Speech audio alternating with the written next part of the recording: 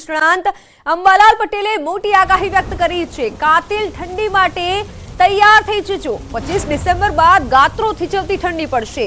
29 ડિસેમ્બરે પણ ઠંડીના ચમકારામાં વધારો થશે। જાન્યુઆરી મહિનો ઠંડોગાર રહે તેવું અનુમાન છે। 10 થી 11 જાન્યુઆરીએ ઠંડીનો ચમકારો રહેશે।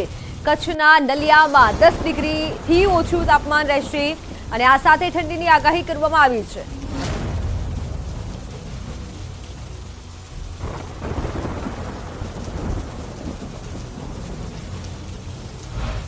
ગુજરાતમાં ચાલુ વર્ષે જોવા મળી રહ્યું છે કે ઠંડીનું પ્રમાણ ઓછું રહ્યું છે અને સતત તાપમાનમાં વધઘટ થઈ રહી છે। ત્યારે ડિસેમ્બરનો એન્ડિંગમાં તાપમાન કેવું રહેશે આપણી સાથે છે હવામાન નિષ્ણાંત અંબાલાલ પટેલ।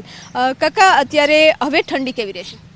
હવે ઠંડી કે જોઈએ તો વેસ્ટર્ન ડિસ્ટર્બન્સ નબળાના કારણે ઠંડી ઓછી પડી છે, પણ માત્ર યુરોપના અને એશિયાના ઠંડા પવનો છે તેના હિસાબે ઠંડી જણાય છે।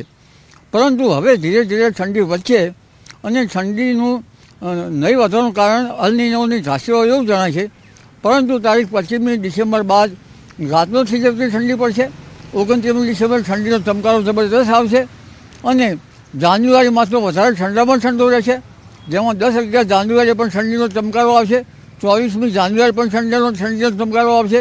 એટલે હવે ધીરે ધીરે ઠંડીનું પ્રમાણ વધતું જશે અને દેશના ઉત્તરીય પર્વતીય પ્રદેશોમાં 0 ડિગ્રી સેલ્સિયસથી નીચું ન્યૂનતમ તાપમાન જવાની શક્યતા રહેશે।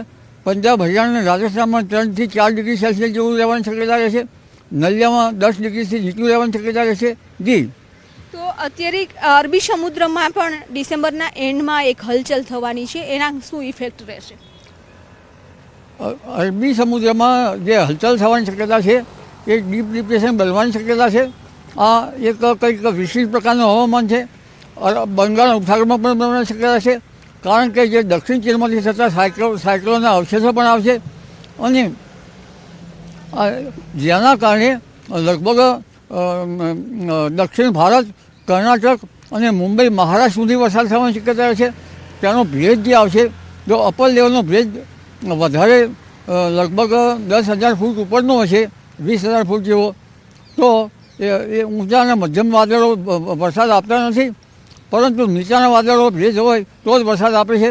એટલે બંગાળ ઉપસાગરનો પણ ભેજ આવશે અને આના કારણે લગભગ ડિસેમ્બરના અંતમાં જે પશ્ચિમી વિક્ષોભો આવશે અને જાન્યુઆરીની શરૂઆતમાં એ પશ્ચિમી વિક્ષોભો જે છે એ ફરી માળખું સર્જી શકે છે।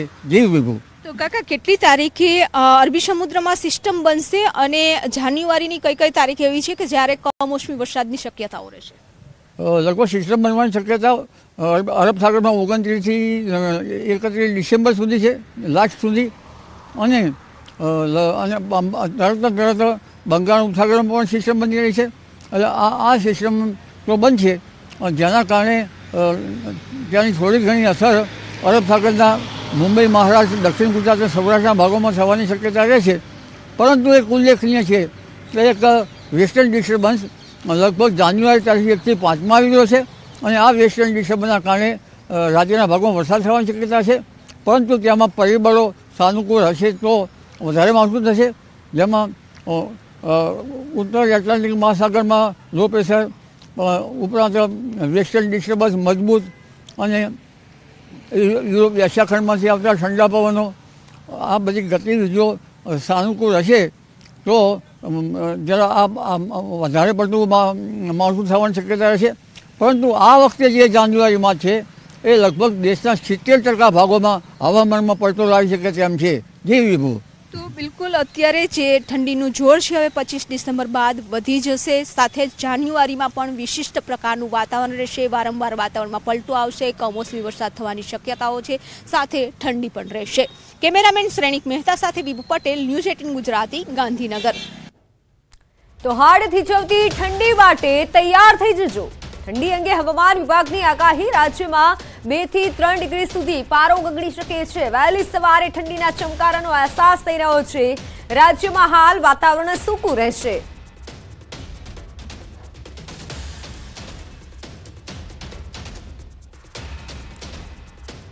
તો ઉત્તરીય પર્વતીય પ્રદેશોમાં હિમવર્ષા થઈ રહી છે।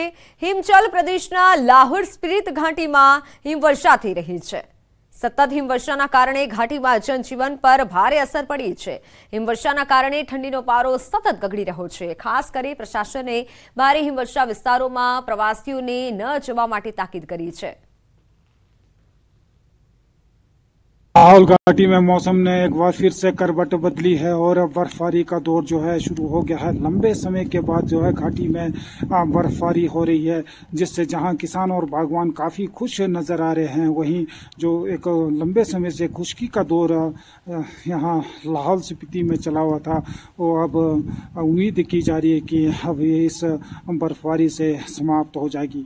ऐसा माना जाता है कि इन दिनों की बर्फबारी न केवल भूमिगत चश्मों को रिचार्ज करती है, बल्कि जो ऊंचाई वाले चोटियों में जो हिम भंडार है उसमें भी वृद्धि करती है. और आने वाले सीजन में ये पानी के रूप में जो अमृत का काम जो है किसान और बागवानों के लिए करती है.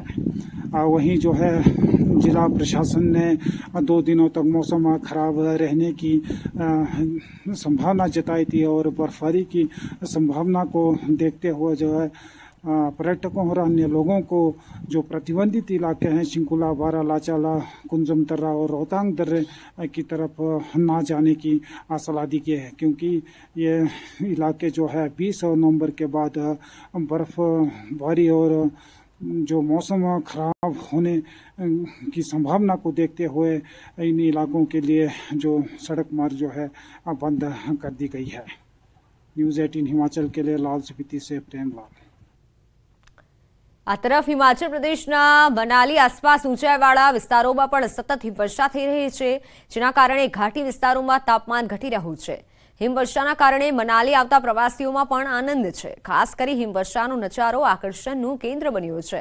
શનિવારે બપોર બાદ કોકસર, સિસુ, અટલ ટનલના બંને બાજુ હિમવર્ષા થઈ હતી, તો મોડી રાત્રે સ્પીતિ ઘાટી, લોસર અને અન્ય ગ્રામ્ય વિસ્તારોમાં પણ બરફવર્ષા થઈ, જેના કારણે આ વિસ્તારોમાં તાપમાન 0 ડિગ્રીને નીચે ગળ્યું હતું.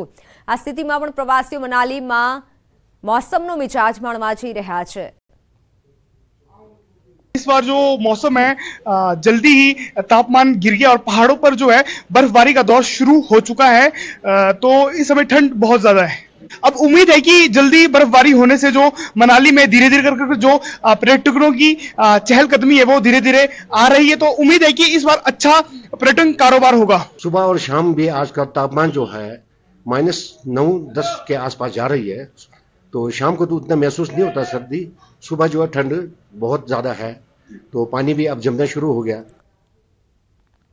આ તરફ ક્રિસમસની ઉજવણી અને નવા વર્ષનું સ્વાગત કરવા માટે મોટી સંખ્યામાં પ્રવાસીઓ જમ્મુ કાશ્મીર પહોંચ્યા છે. ખાસ કરી ભદ્રવાહ ઘાટીમાં પ્રવાસીઓનો જમાવડો થયો છે. હિમવર્ષાના કારણે આ વિસ્તારોમાં બરફની ચાદર છવાઈ છે. નાતાલ અને 31ની ઉજવણી માટે આ વિસ્તારોમાં પહેલેથી જ બુકિંગ થઈ ચૂક્યા છે. ભદ્રવાહમાં દરરોજ મોટી સંખ્યામાં પ્રવાસીઓ પહોંચી રહ્યા છે. बहुत ठंडी भी है लेकिन बहुत अच्छा लग रहा है. हम न्यू ईयर बनाने आए हैं. हाँ, हम कश्मीर गए हैं, बट यहाँ ज़्यादा अच्छा लग रहा है. इतने बर्फ़ में पहली बार आई हूँ. जरूर आए एक बार घूमने के लिए. यहाँ पे बहुत अच्छी जगह है. कश्मीर में तो वहाँ पे सिर्फ वो बना हुआ है बर्फ़ का, यहाँ तो पूरे रास्ते भर हमको बर्फ़ मिला और बहुत अच्छा लग रहा है. तो कश्मीर हमारा देखा हुआ था, इसलिए हमने सोचा आज भद्रवाह चलते हैं, और उसने बहुत अच्छा हमें गाइड किया और सच में बहुत ही खूबसूरत जगह, बहुत मज़ा आया यहाँ पर. भद्रवाह बहुत शानदार जगह है और चारों तरफ ढकी हुई बर्फ़ की चादर. ऐसा महसूस हो रहा है कि आज जन्नत में बिल्कुल आ गए हैं. कश्मीर जो मिनी कश्मीर है बहुत ही शानदार है, मज़ा आ गया यहाँ पर आके. તો વાત હવે મહાપર્વની.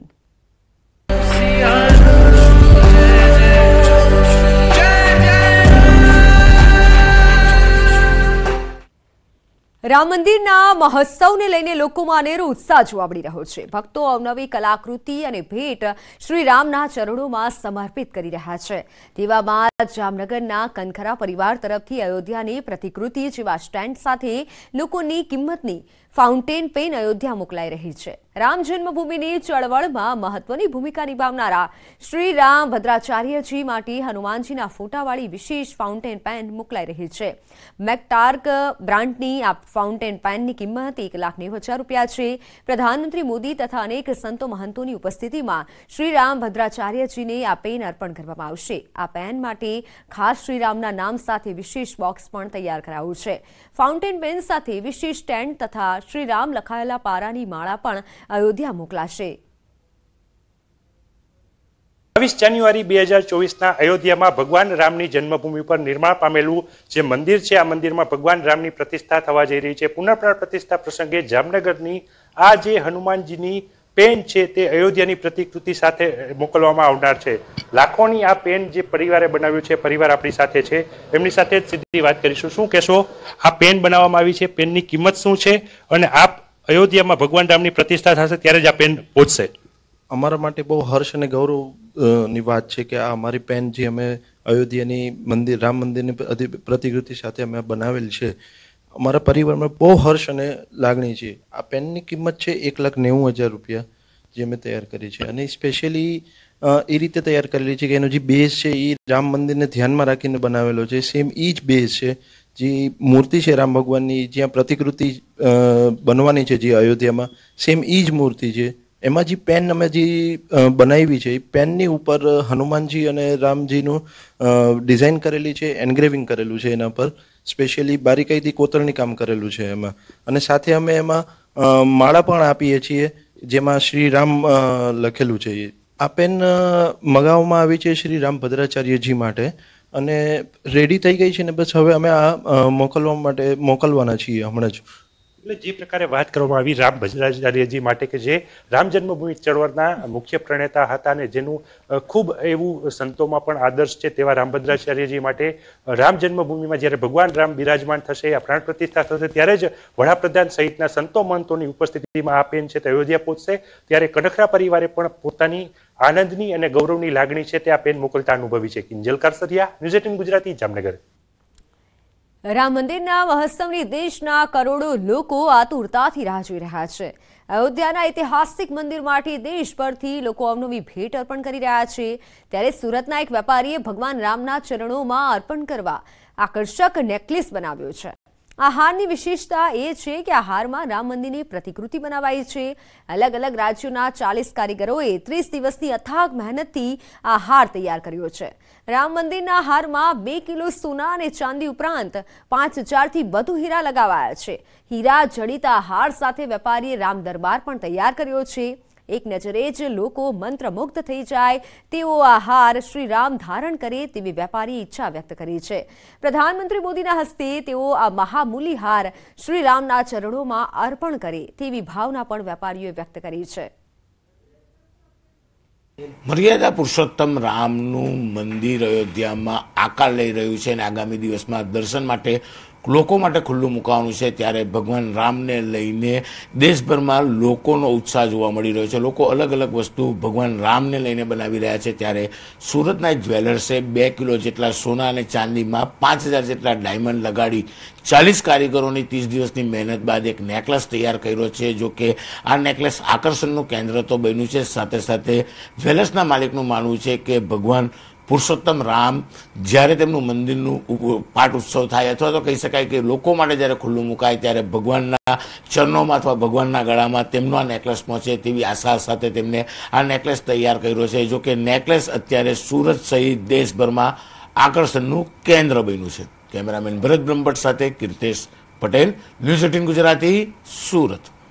મર્યાદા પુરુષોત્તમ રામનું ભવ્ય મંદિર અયોધ્યામાં તૈયાર થઈ રહ્યું છે અને આગામી દિવસમાં આ મંદિર લોકો માટે જ્યારે ખુલ્લું મૂકવાનું છે ત્યારે ભગવાન રામને લઈને દેશભરમાં લોકો પોતાના પ્રિય ભગવાનને કોઈને કોઈ વસ્તુ અર્પણ કરવા માટે અલગ અલગ પ્રકારે બનાવી રહ્યા છે. ત્યારે સુરતના જ્વેલર્સ દ્વારા એક નેકલેસ તૈયાર કરવામાં આવ્યો છે. તેમની પ્રબળ ઈચ્છા છે કે આ નેકલેસ ભગવાન રામના ચરણોમાં અર્પિત કરે અથવા તો તે ભગવાન રામની મૂર્તિના ગળામાં આ નેકલેસ પહેરાવવાની તેમની ઈચ્છા છે. જ્વેલર્સના માલિક આપણી સાથે છે, સીધા આપણે એમની સાથે વાત કરવાનો પ્રયાસ કરીશું.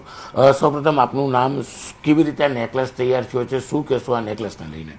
મારું નામ રોનક ધોળિયા છે. હું રચેશ જ્વેલર્સનો ભાગીદાર છું. આ નેકલેસ આપણે જ્યારે અયોધ્યા નગરીમાં રામ મંદિર બની રહ્યું છે તો એને જોઈને જ આપણે ઇન્સ્પાયર થયા કે આપણે જ્વેલરીનો ધંધો છે આપણે, તો એમાં આપણે કંઈક કરીએ તો, અને પૂરા ભારતમાંથી કંઈક ને કંઈક અયોધ્યા માટે લોકો કંઈક ને કંઈક આપે છે. તો એ જોતાં અમને એવું લાગ્યું કે આપણે કંઈક આપણે બનાવીએ જ્વેલરીમાં, જેથી અમે આ નેકલેસ આખો બનાવ્યો છે.